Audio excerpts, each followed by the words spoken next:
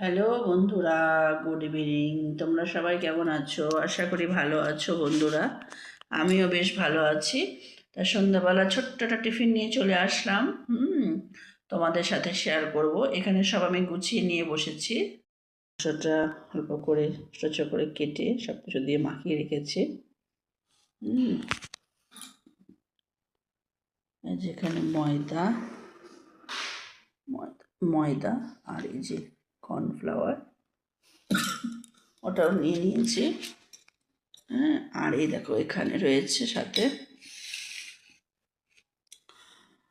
পেঁয়াজ, tomato, capsicum, এগুলোকে সব ছোটো ছোটো করে কাটবো। তারপরে রেডি হয়ে গেলে তোমাদের সাথে আমি শেয়ার করছি, ঠিক আছে? দেখো বন্ধুরা, সব কিছু রেডি করে ফেলেছি। এই দেখো আমার বাবা এখানে বসে আছে। বাবু দেখা দাও। Hello guys. এখানে পেঁয়াজ, ক্যাপসিকাম, টমেটো কেটে নিয়েছি। এই যে মাংসটা আমার সুন্দর করে এখানে মাখিয়ে রেখে দিয়েছি। এই দেখো এখানে রেডি হয়ে গেছে। আর এখানে আমার বাবু, এই যে কি করছো বলে দাও তুমি। আমি গাইস বানাচ্ছি এটা, এই মাংসর এই ইয়েটা।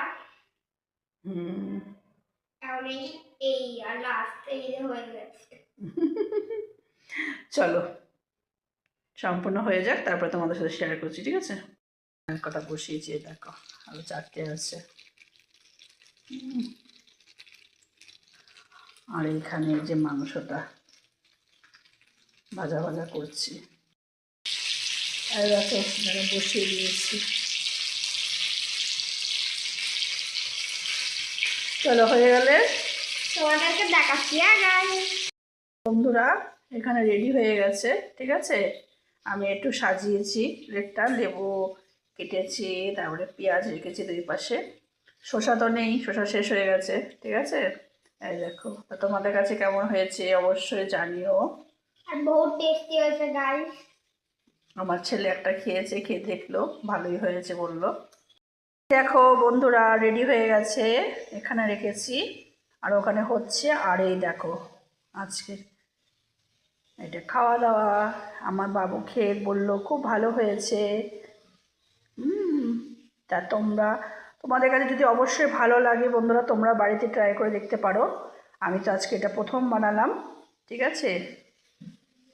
তা ভালো লাগলে তোমাদের কাছে অবশ্যই লাইক করো, কমেন্ট করো, শেয়ার করো। চলো টাটা, বাই বাই, রাখছি। সবাই ভালো থেকো, সুস্থ থেকো।